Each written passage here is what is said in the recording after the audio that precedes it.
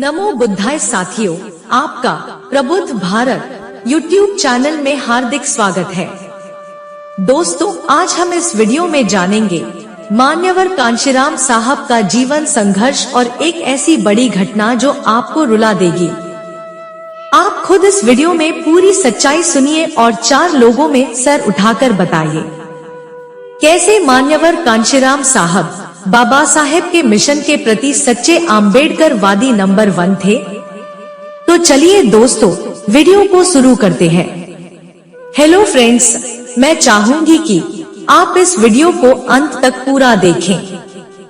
अगर आप इस चैनल पर नए हो तो फटाफट हमारे चैनल प्रबुद्ध भारत यूट्यूब चैनल को सब्सक्राइब जरूर करें।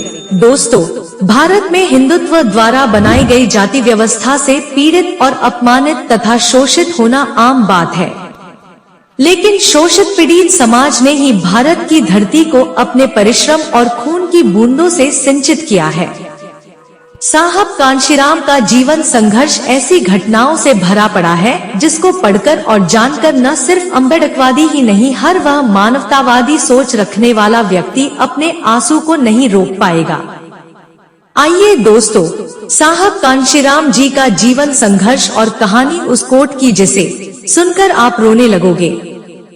दोस्तों, आज हम देख रहे हैं कैसे भीम ज्योति और कांशी क्रांति से भटकता वंचित बहुजन समाज और उनके बाद फिर भटकता शेड्यूल कास्ट शोषित पीड़ित समाज। दोस्तों, भारत की बौद्धिक संपदा, शारीरिक क्षमता, सामाजिक क्षमता तथा धार्मिक और राजनीतिक क्षमताओं का सही रूप में, सही दिशा में, सही प्रयोजनों के लिए कम ही उपयोग हुआ है, क्योंकि भारतीय समाज की संरचना ही ऐसी है कि उससे उबरने में ही अधिकांश लोग उलझ कर रह जाते हैं। जातिवादी दलदल में धंसा हिंदू समाज अपनी कुंठित मानसिकता को त्याग देता तो मान्यवर कांशीराम साहब जैसे वैज्ञानिक को नौकरी छोड़कर व्यवस्था परिवर्तन के लिए हाथी पर सवार नहीं होना पड़ता। दोस्तों, मान्यवर कांशीराम साहब हमेशा सादा जीवन जीने में विश्वास करते हैं। तड़क भड़क से वे सदा दूर रहे।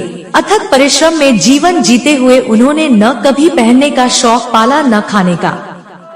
जैसे पहनने को मिल गया वैसा पहन लिया, जैसा खाने को मिल गया वैसा खा लिया। 3 जोड़ी कपड़ों की अतिरिक्त उन्होंने कभी कपड़े नहीं बनवाए। ऐसा सादगी भरा था साहब कांशीराम जी का जीवन।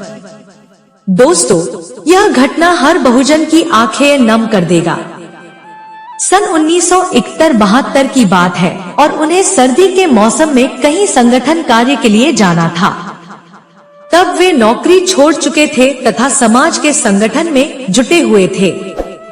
उस समय उनकी कोई भी पहचान नहीं बन पाई थी। ऐसे में पैसे की किल्लत होना लाजिमी था। सर्दी से बचने के लिए उन्होंने एक कोट खरीदने की योजना बनाई। वह पुराने कपड़ों के बाजार में पहुँचे। पुराने कोट पर भी वे अधिक पैसे बर्बाद करने के पक्ष में नहीं थे। जब उन्होंने दुकानदार से और सस्ता कोट दिखाने को कहा, दुकानदार ने व्यंग्य में कहा, पास के मुर्दा घाट में वहाँ का 2 मुर्दों के कपड़े बेचता है, इससे सस्ता तो वहीं मिल सकता है। साहेब कांशीराम बिना कुछ सोचे मुर्दा घाट में जा पहुँचे। वहाँ रखे मुर्दों के कोटों में से एक कोट उन्होंने 5 रुपए में खरीद लिया तथा उसे पहने खुशी खुशी अपने मिशन पर निकल गए। दोस्तों, सादगी की ऐसी मिसाल किसी भी भारतीय राजनीति में ढूंढने से नहीं मिलेगी। दोस्तों, आज भीम ज्योति और कांशी क्रांति से भटकता वंचित बहुजन समाज को देखकर संत कबीरदास जी का एक दोहा याद आता है। गुरु गोविंद 2 खड़े काके लागू पाए, बलिहारी गुरु आपने गोविंद दियो बताया। सच में दोस्तों, मेरे लिए यह दोहा 100% फिट बैठता है, क्योंकि मेरे लिए तो गुरु साहेब कांशीराम ही हैं, जिन्होंने मुझको भीम ज्योति के बारे में बताया। इस देश की मनुवादी और हिंदुपन से भरी शासन प्रणाली ने तो बाबा साहेब डॉक्टर आम्बेडकर जी को तो विलुप्त ही कर डाला था। अगर मान्यवर साहब कांशीराम न हुए होते तो आज देश में भीम ज्योति और अंबेडकर क्रांति की लहर न चल रही होती। दोस्तों, आज के दलित नेता पहले सूट बूट और लग्जरी गाड़ी खरीदते हैं, फिर चलते हैं राजनीति करने। मान्यवर कांशीराम साहब का जीवन संघर्ष भूलकर मदारी के झोली की तरह मनुवादियों की कठपुतली बनना अपना स्वाभिमान समझते हैं। दोस्तों, बात तो सभी बाबा साहेब अम्बेडकर जी की करते हैं, मगर सांसद और विधायक बनते ही अम्बेडकर वादी सच्चे मिशन या भीम ज्योति से दूर हो जाते हैं। दोस्तों, आज के इस मनुवादी युग में सबको अपना अपना संगठन बनाने की होड़ लगी हुई है, लेकिन जो बाबा साहेब अम्बेडकर जी ने शिक्षित बनो, संगठित बनो और संघर्ष करो का नारा 21 जुलाई 1942 को नागपुर महाराष्ट्र में अखिल भारतीय दलित वर्ग सम्मेलन में दिया था, मगर संगठित रहना हम गए हैं। दोस्तों, इतिहास गवाह है, बहुत अधिक पढ़े लिखे लोगों ने बहुजन क्रांति के रथ को विखंडित कर दिया है, जबकि सबको पता है कि सब समस्याओं की मास्टर की अर्थात मास्टर चाबी सत्ता है। फिर भी दलित अच्युत वंचित शेड्यूल कास्ट समुदाय के संगठन एक छत के नीचे क्यों नहीं आना चाहते, जबकि मान्यवर कांशीराम साहब हमको हाथी में सवार होकर संसद और विधानसभाओं में पहुंचने का फॉर्मूला दे गए, तो क्यों फिर भी बहुजन अपने हाथ में झाड़ू, पंजा, मुरझाए हुए कमल आदि पकड़कर फिर उन्हीं की झोली में गिर जाते हैं, जिन्होंने बाबा साहेब अम्बेडकर, मान्यवर कांशीराम साहब के रथ को हमेशा रोकने की भरसक कोशिश की है।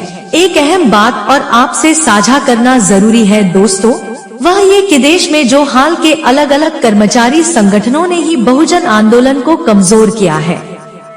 जितने कर्मचारी संगठन उतने बम सेफ बन गए हैं।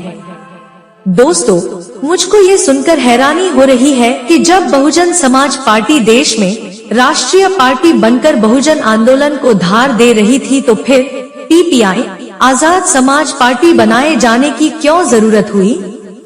मेरा मकसद किसी की भावनाओं को आहत करना नहीं है, सिर्फ एक विश्लेषण के तौर पर अपनी पीड़ा को व्यक्त किया है। दोस्तों, आज 85% बनाम 15% के फॉर्मूले का कत्ल हो चुका है। आज 85% वाले इतने टुकड़ों में बंट चुके हैं कि 15% का रास्ता दिल्ली से लेकर हर विधानसभाओं में पहुंचने का आसान बन चुका है, और हम लोग गर्व से कह रहे हैं कि हम अम्बेडकर वादी हैं। मगर नकली अम्बेडकरवाद के आवरण में अम्बेडकरी समाज को भटकाव की दिशा में ले जाने वालों, मनुवादियों के चमचों और दलालों से भी सावधान रहना है।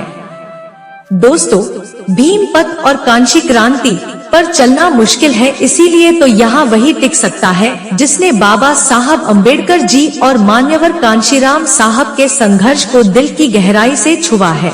उनके बाद आज फिर टुकड़ों टुकड़ों में बंटकर स्वार्थ के खातिर भटकता हुआ वंचित बहुजन एवं शेड्यूल्ड कास्ट समाज एक बार फिर सत्ता काबिज और अपने संवैधानिक मूलभूत अधिकारों से कोसों दूर चला जा रहा है। इस बहुजन वंचित समाज को हाथी पर सवार करने वाले महान क्रांतिकारी मान्यवर कांशीराम जी का 9 अक्टूबर 2006 को उनका परिनिर्वाण हो गया था। उनके जाने के बाद उनके द्वारा जमा की गई समाज की पूंजी फिर से बिखरने लगी है।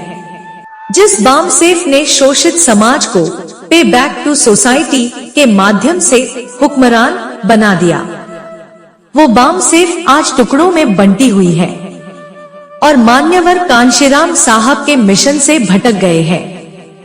DS4 की तर्ज पर अब बार बन गई है और BSP की जगह अब PPID खड़ी कर दी गई है। जो नींव मान्यवर कांशीराम साहब डाल गए थे, उस नींव को खुद उनका ही समाज खोखला कर रहा है। मान्यवर कांशीराम जी की जयंती पर हम उन्हें शत शत नमन करते हैं। अपने वंचित समाज को राजनीतिक रूप से सशक्त करने के लिए मान्यवर कांशीराम साहब ने अपना घर परिवार छोड़ दिया। उन्होंने अपनी आखिरी सांस तक वंचितों के लिए काम किया। दोस्तों, इतिहास गवाह है, सच में कांशीराम तेरी नेक कमाई, तूने सोती कौम जगाई। इसलिए मान्यवर कांशीराम साहब कहते थे कि मेरे देश का बहुजन समाज जिस दिन लायक और नालायक, लीडर और डीलर, मिशनरी और कमीशनरी में फर्क समझ जाएगा, उस दिन देश का हुक्मरान बन जाएगा। इसलिए दोस्तों, स्वाभिमानी लोग ही संघर्ष की परिभाषा समझते हैं और जिनका स्वाभिमान मरा है वे ही गुलाम है। अंत में शोषित पीड़ित मूल निवासी बहुजन समाज को स्वाभिमान की परिभाषा समझाकर बहुजन समाज के लोगों को स्वाभिमानी एवं आत्मनिर्भर बनाया। ऐसे सामाजिक परिवर्तन आंदोलन के महानायक बहुजन समाज पार्टी एवं DS4 के संस्थापक और बहुजन समाज के मसीहा बहुजन नायक मान्यवर कांशीराम साहब को 15 मार्च 2025 को उनके 91 जयंती के अवसर पर प्रबुद्ध भारत यूट्यूब चैनल एवं आम्बेडकर वादी एकता मिशन की ओर से उन्हें और उनके महान अद्भुत कार्य को कोटि कोटि विनम्र हार्दिक अभिवादन। आशा करते हैं आपको यह वीडियो पसंद आई होगी। ऐसे ही वीडियो को देखने के लिए हमारे चैनल प्रबुद्ध भारत आम्बेडकर वादी यूट्यूब चैनल को सब्सक्राइब करना ना भूलिए, क्योंकि दोस्तों आप हमारी ताकत हो। इसलिए इस वीडियो को एक लाइक जरूर करें तथा अपने मित्र परिवार में इस वीडियो को ज्यादा से ज्यादा शेयर जरूर करना। और हाँ, कमेंट बॉक्स में आपका रिव्यू नमो बुद्धाय लिखकर जरूर बताएं, इससे हमें प्रेरणा मिलेगी। तो मिलते हैं अगली वीडियो में, तब तक के लिए अपना ख्याल रखें। वीडियो में अंत तक बने रहने के लिए आपका दिल से हार्दिक धन्यवाद। जय भीम, जय कांशीराम, जय संविधान, जय भारत।